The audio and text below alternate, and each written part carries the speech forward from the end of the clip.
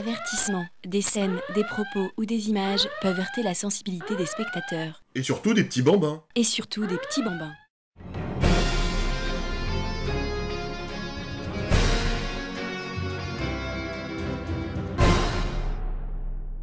Salut mes petits farfadets jouvenceaux, c'est Bob Zombie, votre vlogueur préféré, toujours vivant et surtout toujours debout. Alors si tu es là sur cette chaîne, c'est que tu veux test, alors garde la pêche. Aujourd'hui, je vous ai déniché du lourd de chez lourd, et justement, on va s'intéresser à 2 épisodes de l'araignée associés au Captain Britain, un nom qui présage d'excellentes choses, quoi, je ne sais pas, mais en tout cas des épisodes publiés dans les spéciales Strange 23 et 24, respectivement sortis en mars 1981 et juin 1981. La joie se lit sur vos visages, et je sens jusqu'ici vos frétillements de plaisir. D'ailleurs, tenez, je vous en montre un, comme ça, là, pour le fun, et je ne sais pas pourquoi je mime ce bouquin, alors que je l'ai dans les mains. Ces 2 épisodes sont en fait les Marvel Team-Up 65 et 66, datant de janvier et février 1978, écrits par Magic Chris Claremont et dessinés par... John! Putain, mais attends que j'ai prononcé son nom avant de gueuler John. John! Tu me fatigues, la bestiole, hein. Tu le sais, ça, que tu me fatigues? D'ailleurs, c'est quoi ton prénom? John! John! Ok, je laisse tomber. Putain, c'est un vrai bordel ton émission. Oui, oh bah, les spectateurs ont l'habitude. Je disais donc que c'est dessiné par... John! Oui, John Byrne, accompagné à l'ancrage de David Hunt, qui n'est toujours pas le frangin d'Helen Hunt. Alors, de quoi ça parle, me demanderez-vous? Non. Eh ben, je vais quand même vous le dire juste après le générique de merde. Philippe, je sais où tu te caches. Viens ici que je te le dis. Non, Abdel Ramzassi. Abdel Ramzassi. Ça va pas. Mais c'est juste insupportable. Arrêtez.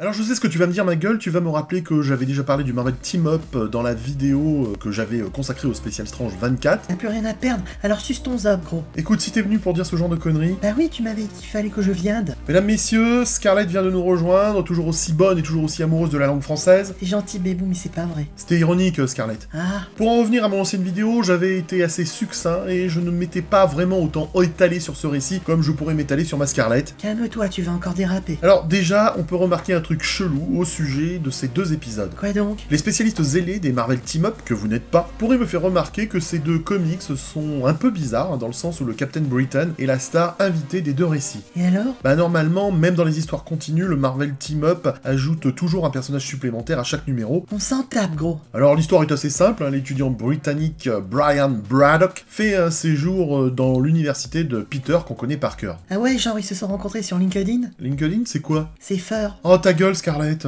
tu prends la tête. C'est un réseau social sur lequel tu dis des conneries, genre j'ai fait un voyage en Inde, là-bas, j'ai trouvé l'inspiration, parce que là-bas ils n'ont rien, mais ils ont tout dans le cœur, alors ils te donnent tout alors qu'ils n'ont rien. Tu vois, c'est ce genre de conneries, tu vois, c'est ça LinkedIn. Effectivement, ça a l'air d'être nul. Bref, le roast beef s'appelle Braddock. Braddock, je vous préviens.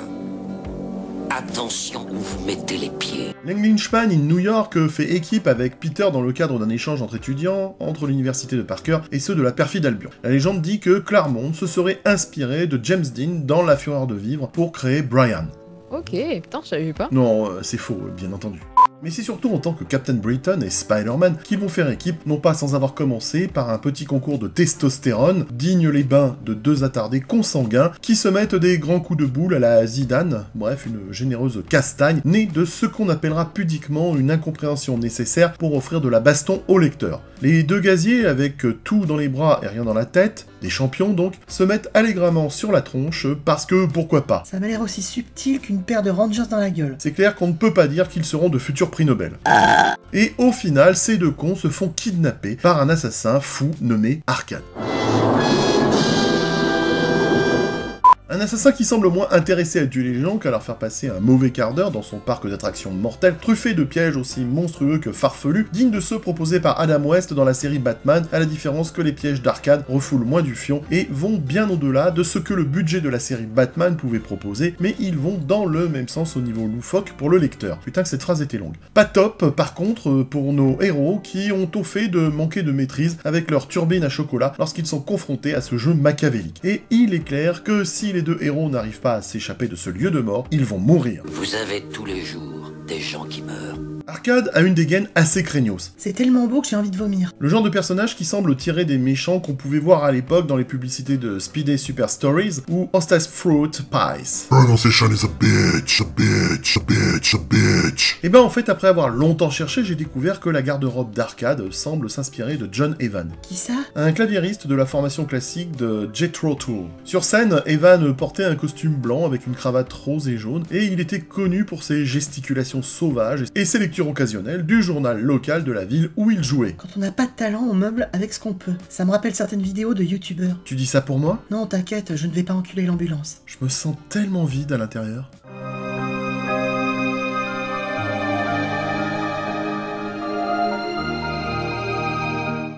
Nonobstant au fil des pièges mortels, Arcade constate que l'araignée est très résistante et l'assassin fou est même très impressionné car notre cher tisseur parvient à devenir la première personne à survivre à son séjour dans Murder World et on ne sait pas si Speedy et Captain Britain ont été ses premières victimes super puissantes. L'histoire ne nous le dit pas mais là encore, j'ai l'impression que vous en tapez le coquillard. Exactement. La scène du flipper est assez originale avec Spider-Man qui est transformé en boule de flipper. Et je vis comme une boule de flipper. Ta gueule! On pourrait sourire de cette histoire farfelue et devant la regardise d'Arcade, mais là encore, le génie de Claremont et de Byrne finissent par en faire une lecture très agréable, et au final, on finit par jouer le jeu à un point que Murder World va devenir une sorte d'institution cruelle reconnue dans l'univers Marvel. Alors il faut que vous le sachiez, pas seulement dans la colle, Murder World était une référence aux films Westworld et Future World. Oui, je sais, devant un tel professionnalisme de ma part en matière de recherche d'archiviste, je sais que les mots vous manquent, hein, alors ne dites rien. Et laissez-moi plutôt vous interpréter une chanson que j'ai écrite dernièrement sur Cauchemarland. Oh, une autre fois sinon. Non, tu vas voir, c'est bon, c'est safe.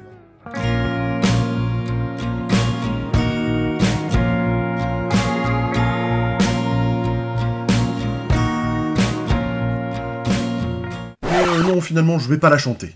Cet arc narratif présente également Courtney Ross, la petite amie de Brian. Et qu'est-ce que tu veux que ça nous foute, hein? C'est qu'un personnage secondaire. Ok. Et en parlant de personnages secondaires, un mystère plane sur ces trois cases que je vous présente là, sous vos yeux et Bobby et Wing. Qui est la meuf qui apparaît ici? Eh ben, les débats sont nombreux autour de cette demoiselle aux lèvres supérieures charnues et pulpeuses comme une petite pêche appétissante. Bienvenue sur la chaîne où le plaisir déferle. Par contre, si tu pouvais éviter de te scalper le mohican quand tu présentes ton truc, ça serait bien urbain de ta part. Ah mais alors pas du tout, hein, je suis save. Hein. Je suis en train de préparer une sauce blanche là, en même temps que je fais la présentation. Ah, autant pour moi. Il y a un débat sur ce personnage et beaucoup parlent d'une certaine Sabrina Morel. Du moins, c'est ce que propose Official Marvel, Index to Marvel Team Up de George Olszewski en 1986, mais cela n'est pas confirmé. Alors qui est cette demoiselle, me demanderez-vous? Oui. Eh bien pour la petite histoire, il semblerait que le Captain Britain fasse l'objet de nombreuses investigations à son sujet un peu partout à travers le monde, et on cherche à identifier son identité civile. À Londres, à Paris, en Espagne... Oh tu sais, si t'as un pied à Paris, ça sent la chatte aux Açores. Ah non mais t'es vulgaire là, Scarlett, là. C'est relou, hein, même moi ça me choque. Putain, mais qu'il est fragile celui-là. Et donc, d'après ce qui est sous-entendu dans l'histoire, il y a un certain nombre de personnes qui ont été identifiées comme pouvant être le Captain Britain, et Braddock fait partie de la liste. Ah! Oui, il est fiché, le blondinet. Les gens qui s'intéressent au Captain Britain veulent apparemment veiller sur lui et le protéger des vilains mafieux qui veulent sa peau. Et justement, Sabrina Morel semble être le col-cul de Braddock sur lequel elle doit veiller. Et non, tais-toi. Non mais j'ai rien dit, moi. Oui, vous avez bien compris, il a un ange gardien dans la personne de Sabrina Morel qui veille à ce qu'il ne se fasse pas assassiner. D'autres lecteurs pensent plutôt qu'il s'agit de Kate Fraser, une inspectrice de police britannique médium donnant des coups de main à Blade dans les histoires de Claremont, hein, dans les Tomb of Dracula et Captain Britain. Dans ce dernier cas, elle est assez mystérieuse, très réticente à tuer, mais apparemment expérimentée dans le meurtre. Et alors, je sais que vous n'êtes pas les plus malins pour regarder une chaîne comme la mienne, mais vous avez bien cerné le problème soulevé par cette case. Non? Et toi, t'as compris, toi?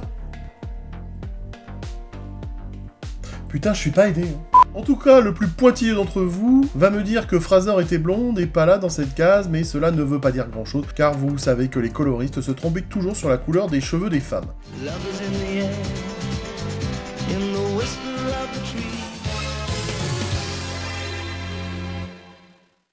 Alors bien sûr, ces épisodes marquent les débuts non seulement d'Arcade, mais aussi de ses assistants, Mr. Chambers et Miss Locke. Peut-être que vous aurez remarqué que les noms des assistants d'Arcade sont des jeux de mots, comme dans Miss Locke, qui fait allusion à verrouiller la cartouche dans l'arme, et charger les munitions dans la chambre de l'arme, bien sûr, pour Mr. Chambers. C'est un truc sexuel, ça, non? Oui, quelque part, il s'agit toujours de tirer un coup. Par contre, ici, ce n'est pas la première apparition du Captain Britain, parce qu'il existait déjà dans les comics anglais. J'ai fait une vidéo sur le sujet et je vous y renvoie pour en apprendre plus sur ses origines, avec le lien qui est en description. Allez la voir, vous ne serez pas déçus. Alors pourquoi s'en priver, Bah sinon, privez-vous-en. Toutefois, c'est bel et bien sa première apparition dans les comics américains. Les histoires présentes nous parlent quand même un peu de ses origines, ou du moins de ce qu'il a vécu dans sa propre série, dans les épisodes 1 et 2. Un seul panneau montre également un certain nombre de méchants qui ont affronté le Captain Britain, notamment le River, des numéros 1 à 2, plus Hurricane ou Nikon. Bon, sinon, inutile de vous dire que Lug a une fois de plus censuré ces deux épisodes, le privant des coups violents, d'impacts trop percutants et d'onomatopées, comme vous le montrent les exemples que je vous présente là sous vos yeux blasés par le saucissonnage perpétuel des éditions lyonnaises. Voilà, je voulais revenir sur ces deux épisodes marquants, comme Richard, si tu as la ref, marquant la première apparition du Captain Britain aux États-Unis, et puis j'avais envie d'en parler parce que j'aime bien ce personnage et que je trouve son costume vraiment swag. Il est temps pour moi de rendre l'antenne à Cognac G, j'espère que ce moment aura été aussi agréable pour vous qu'il ne l'a été pour moi, du reste j'en suis tout humide. La Espace Blow pour récompenser mon boulot parce que cette vidéo m'a demandé du temps pour la recherche d'infos. Ah bon, c'est pas juste basé sur ton talent? Ah c'est gentil, mais le talent sans travail n'est qu'une sale manie. J'ai pas compris. Bah c'est pas grave, et toi, spectateur adoré, abonne-toi à ma chaîne pour améliorer ton cosmos, car c'est bon le cosmos. N'achetez pas chinois, parce que c'est de la merde, et on se retrouve très vite dans de nouvelles odieuses analyses des comics de notre enfance. Scarlett, merci. Bah de rien, gros. Un dernier mot? Foutriqué. Ah, je suis entièrement d'accord avec toi. C'était Bob Zombie, le prince de la bulle de love dans le tube, à très bientôt les geeks. Je suis sûr que tu ne sais même pas ce que ça veut dire, foutriqué. Ça serait pas en rapport avec ce qui m'arrive dans mon falzar quand je te vois? Alors, pas du tout. Mais alors vraiment pas du tout. Philippe, je sais où tu te caches. Viens ici que je te bute, enculé. Non, Abdel Razafri. Mais enfin, ça va pas. Mais c'est juste insupportable. Arrêtez.